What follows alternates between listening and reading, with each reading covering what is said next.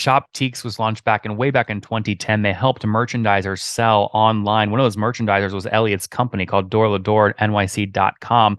That company does 5 to 10 million top line revenue. But eventually he said, I like the software and I like ShopTeeks more. Let me start consulting over there. Before you know it, he's now running it as co-CEO of the platform. They make money in three ways. They'd have a take rate on revenue that goes through ShopTeek. They sell software called material retail that folks pay $125 for. Again, these brand boutiques use it to grow their business. And then lastly, they actually ship POS systems, and they actually take a smaller percent flowing through those systems, 72 million in GMV through those systems last year, hoping to grow their revenue, their total revenue, not like some big GMV number, but their actual revenue to about 1.5 million this year with a small, efficient team, which we love, of 4 full-timers. Hey, folks, my guest today is Elliot DeJamal. He's an experienced entrepreneur, successfully led an independent retail business with 8 locations for 8 years. He's now the co-CEO of a dynamic startup called MaterialRetail.com. They build software and services for independent retailers. Elliot, you ready to take us to the top? Definitely. All right. So what were you using Material Retail when you were running those 8 retail locations, like as a customer? Yeah, definitely. So Material Retail has a lot of parts to it. The main one, which most people know, is called ShopTeeks.com. It's a marketplace for independent retailers. And Shop what? ShopTeeks.com. TEEKS? Like TIQUES, like boutiques. Oh, like Shop antique. boutiques, ShopTeeks. Yep. So we, as an independent retailer, we were putting our products on that marketplace, and it was super successful.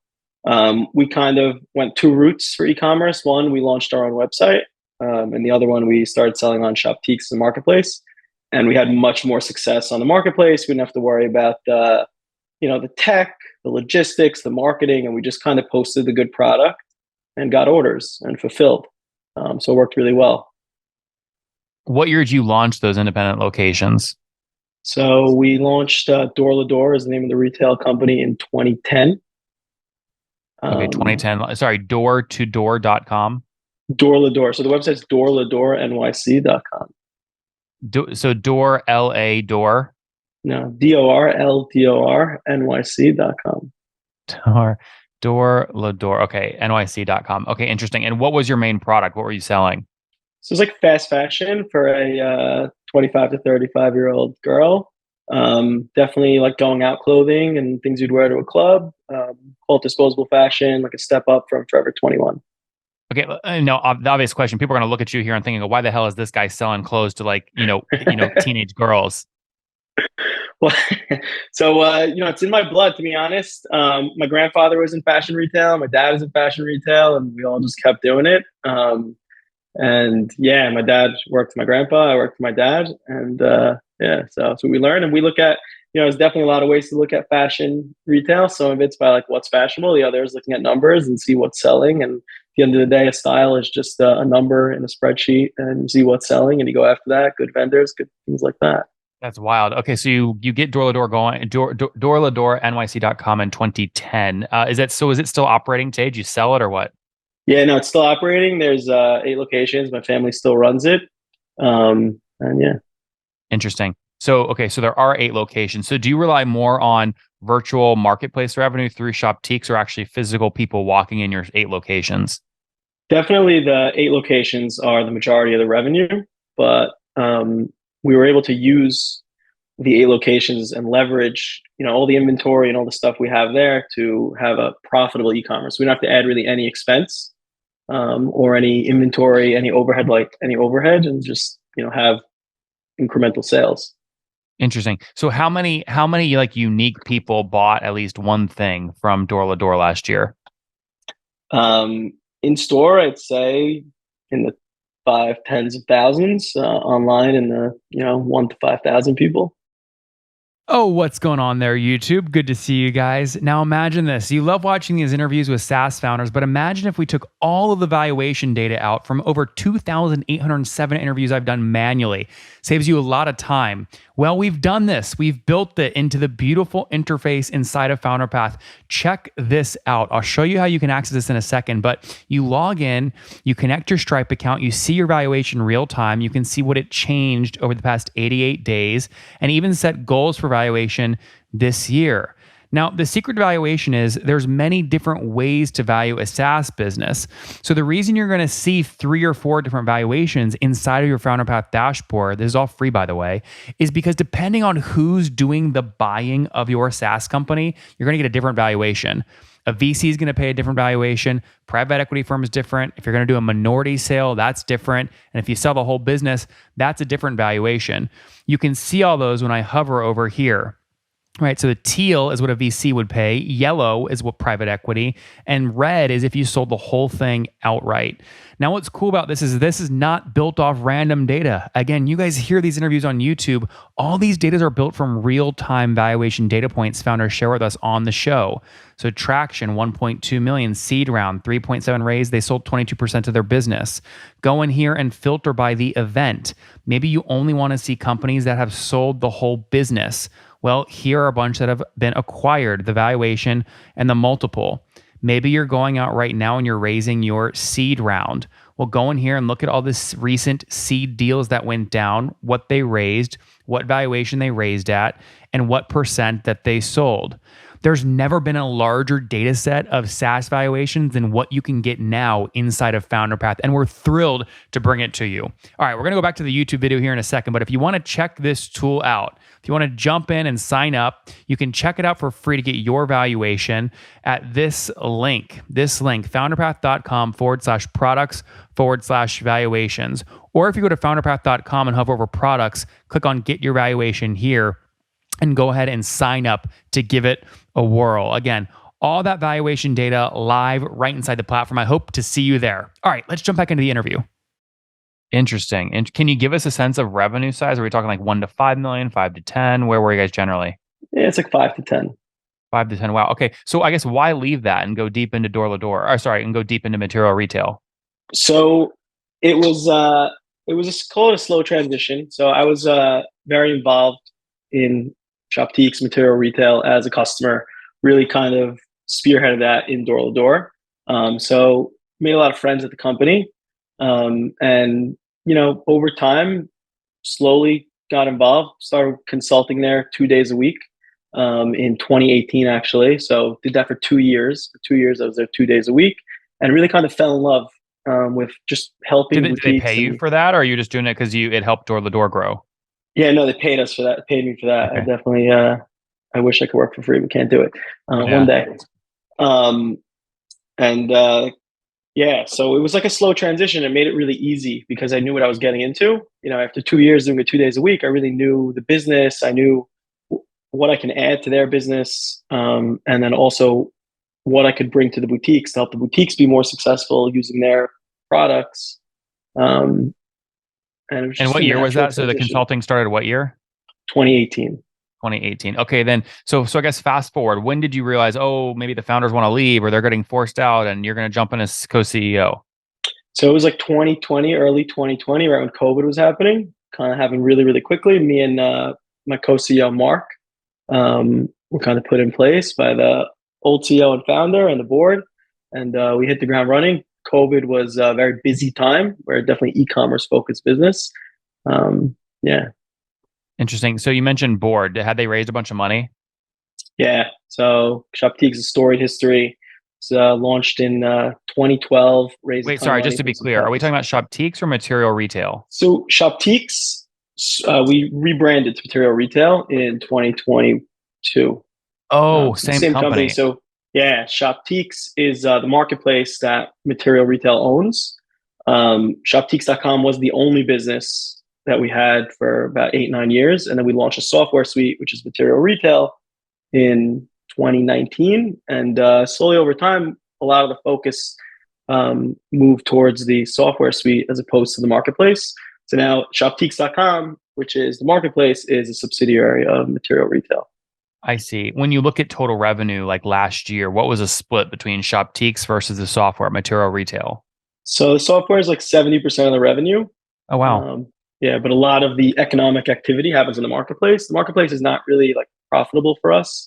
We use it as a called a funnel, marketing funnel, and we also use it to add value to the boutiques. Like the boutiques use our software; it's one of our biggest differentiators. Like, why would you use material versus Shopify? It's It's because you come in and you start getting online sales right away without having to pay, Google or Facebook for ads. That makes a ton of sense. How many unique website hits a month does Shoptiques get? So it gets like 200,000 unique hits a month. That's not easy. How did you learn how to do SEO and content marketing and get traffic?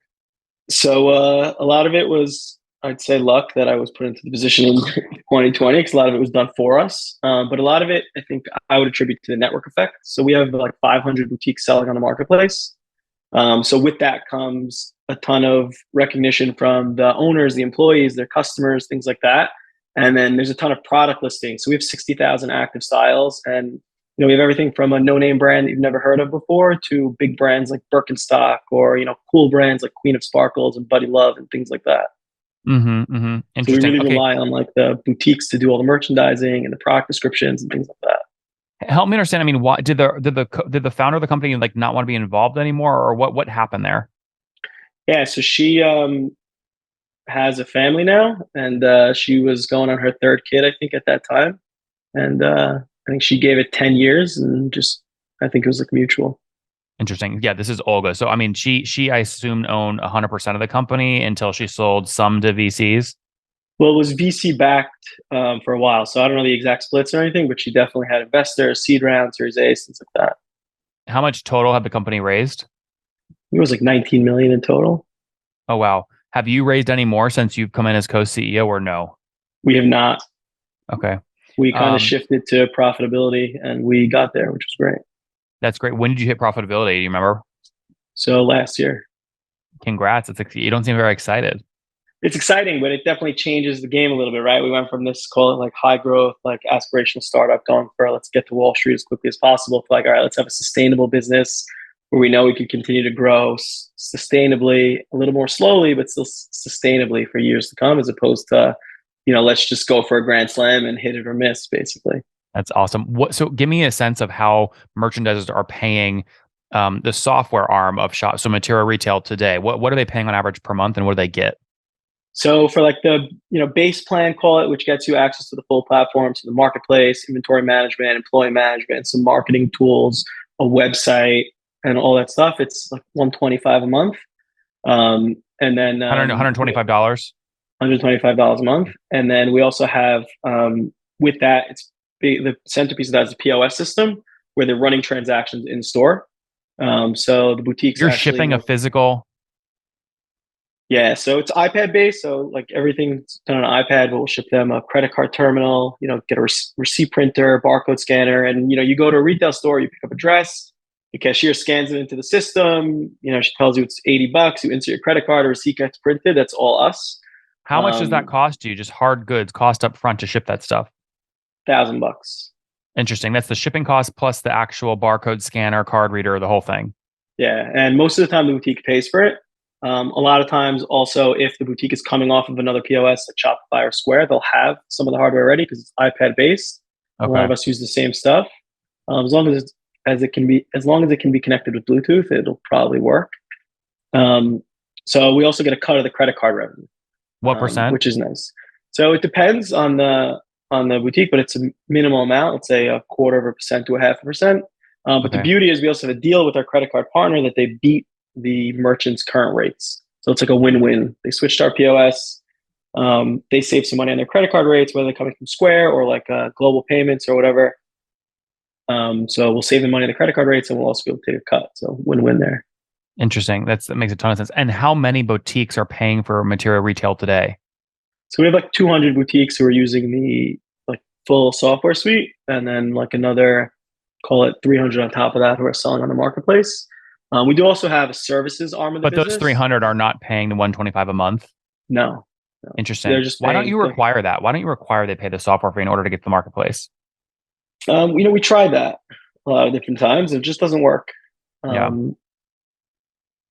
We definitely give better. We give better economics if you're a POS user versus not POS user on the marketplace. Lower commissions. People see your products more and things like that. So the 300 that sell only on the marketplace, what do you take from them? Like 10% of sales, or how do you make money there? So we charge usually a 30% commission on marketplace sales. We do pay for shipping and things like that. So we end up making call it 10% to the bottom line.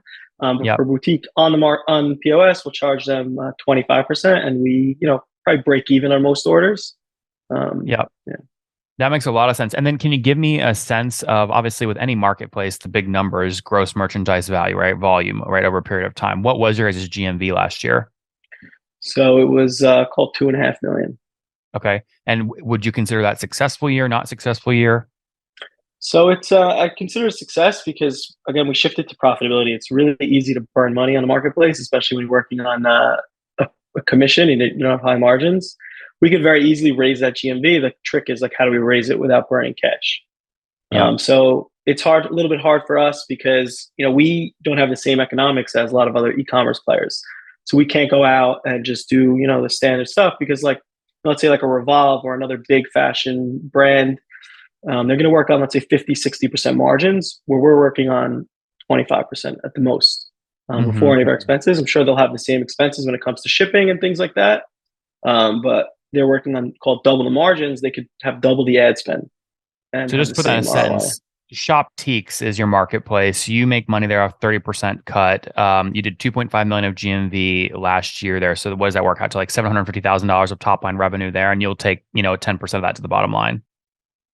Yeah, Or give or take. 30% of the 750K to the bottom line. Yeah, but we have, we pay for all the shipping costs, credit card fees, things like that. There's then, discounts. We give a 10% discount on the website.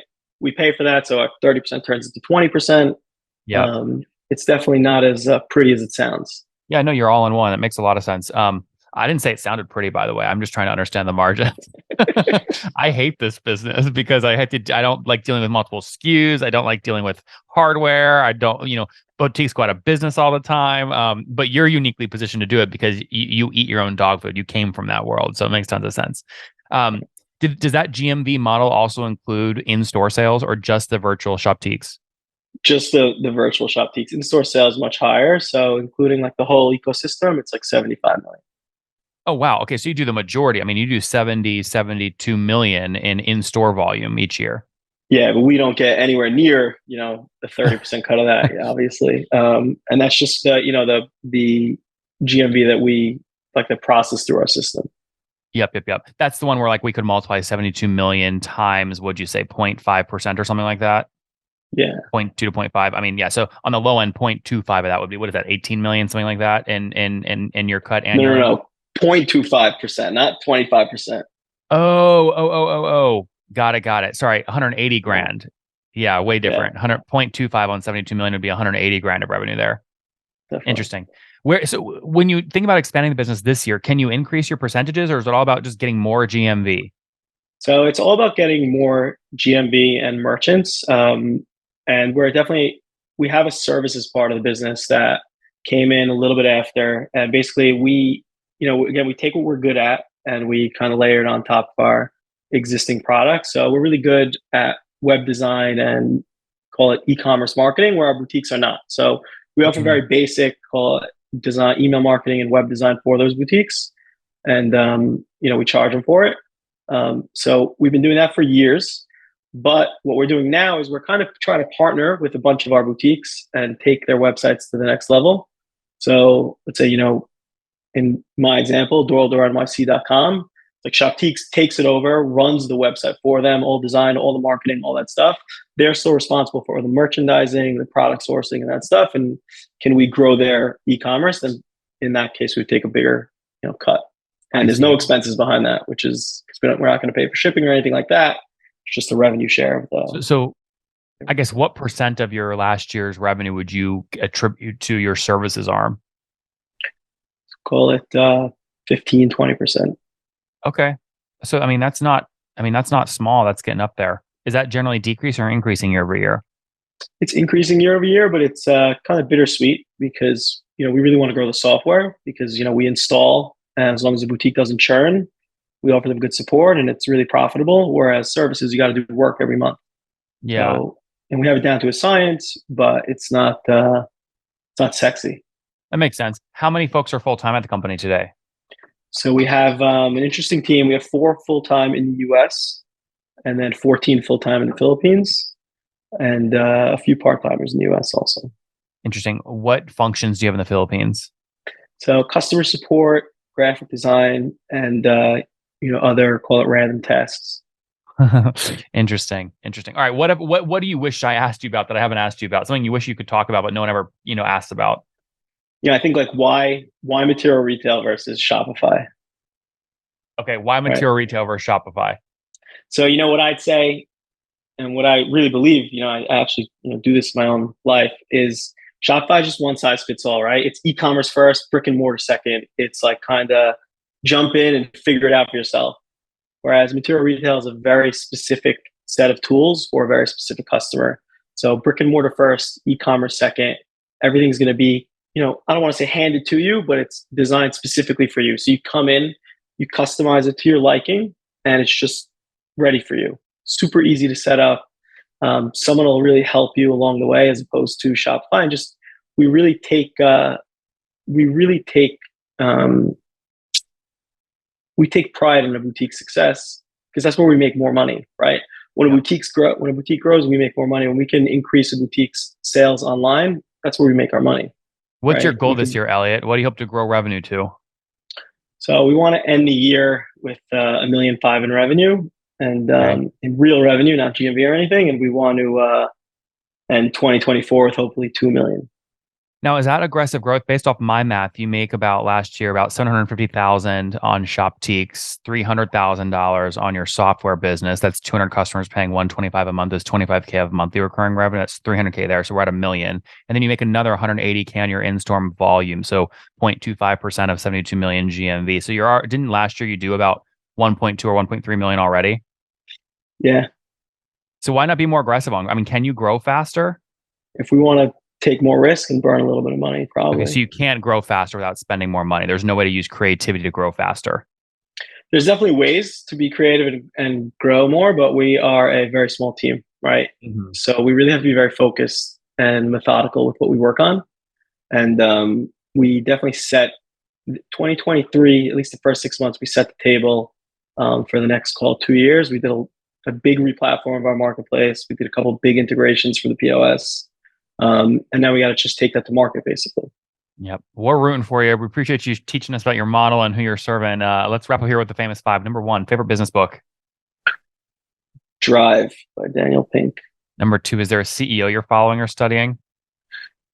Yeah, Toby Latka from Shopify, for sure. Number three, what's your favorite online tool for building material retail? I don't know. Number four, how many hours of sleep do you get every night? 7-8 hours. All right. And situation, married, single, kids? Married, 3 kids under 5. Oh my gosh, you're a busy guy. How old are you? I'm 31. Oh, you got plenty of energy. All right. That's fair. I don't feel as bad anymore. What's something you wish you knew when you were 20, Elliot? Just jump in right away. It's whatever you believe in. Just jump in and just pour yourself into it, and it'll work out. If it doesn't work out, just keep going at it, because it'll work.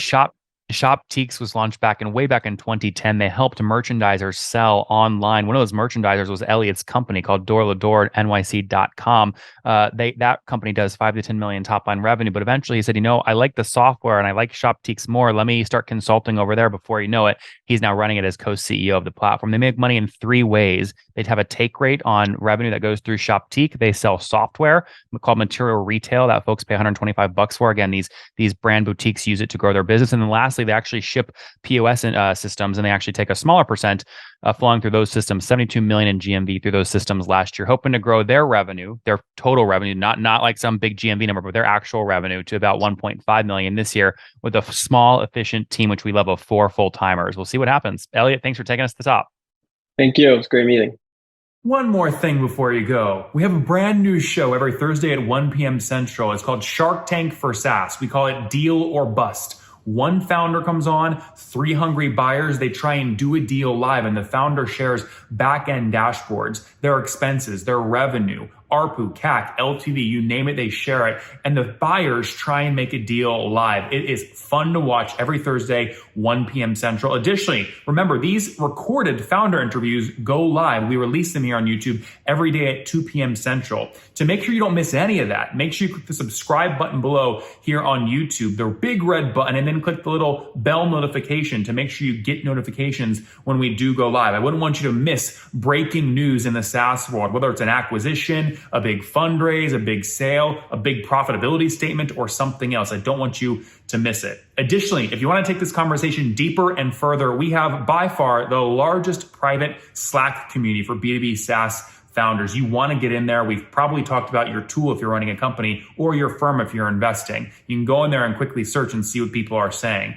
Sign up for that at nathanlatka.com/Slack. In the meantime, I'm hanging out with you here on YouTube. I'll be in the comments for the next 30 minutes. Feel free to let me know what you thought about this episode. And if you enjoyed it, click the thumbs up. We get a lot of haters that are mad at how aggressive I am on these shows, but I do it so that we can all learn. We have to counter those people. We got to push them away. Click the thumbs up below to counter them, and know that I appreciate your guys' support. All right, I'll be in the comments. See ya.